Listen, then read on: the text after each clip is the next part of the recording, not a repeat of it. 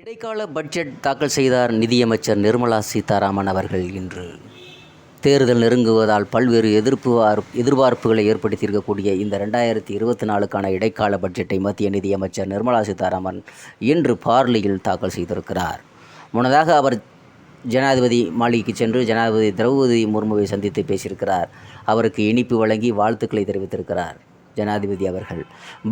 Budget தாக்கல் செய்தபோது முன்னுரையில் நிதியமைச்சர் நிர்மலா சீதாராமன் அவர் பேசியதாவது, 10 ஆண்டுகளில் இந்தியா பொருளாதார முன்னேற்றம் கண்டு வருகிறது. பிரதமர் மோடியின் தலைமையிலான அரசு நாடு பெரும் வளர்ச்சியை பெற்றிருக்கிறது என்று சொல்லியிருக்கிறார். அனைவருக்கும் எல்லாம் கிட்ட அனைத்து தரப்பிலும் வளர்ச்சி பெற வேண்டும் என்ற நோக்கில் ஏழைகளை அரசின் திட்டங்களை சென்றடைகிறது. ஏழைகளுக்கு அரசின் திட்டங்கள் சென்றடைகிறது. வேலைவாய்ப்பு பெருகி வருகிறது. 80 கோடி மக்களுக்கு இலவச ரேஷன் பெற்று பயன்பெற்றிருக்கிறார்கள். இதுபோன்ற வளர்ச்சி பணியால் மீண்டும் எங்களை மக்கள் ஆட்சியில் அமர்த்துவார்கள் என்று நிர்மலா சீதாராமன் பேசியிருக்கிறார்.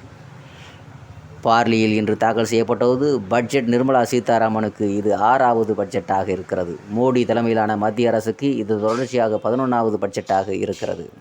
நாடு சுதந்திரம் பெற்ற பின்னர் 4வது முறையாக காகிதமில்லாத பட்ஜெட் தாக்கல் செய்யப்பட்டிருக்கிறது. சிவப்பு நிற வெல்வெட்.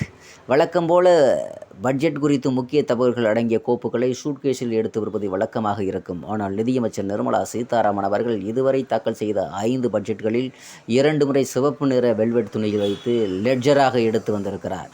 3வது முறை டேப் எடுத்து வந்தார். அதே போல தான் இம்முறையும் சிவப்பு நிற வெல்வெட் துணியாலான பைல் பட்ஜெட் ஆவணங்கள் அடங்கிய டேப் எடுத்து வந்திருக்கிறார் என்பது குறிப்பிடத்தக்கதாக இருந்திருக்கிறது.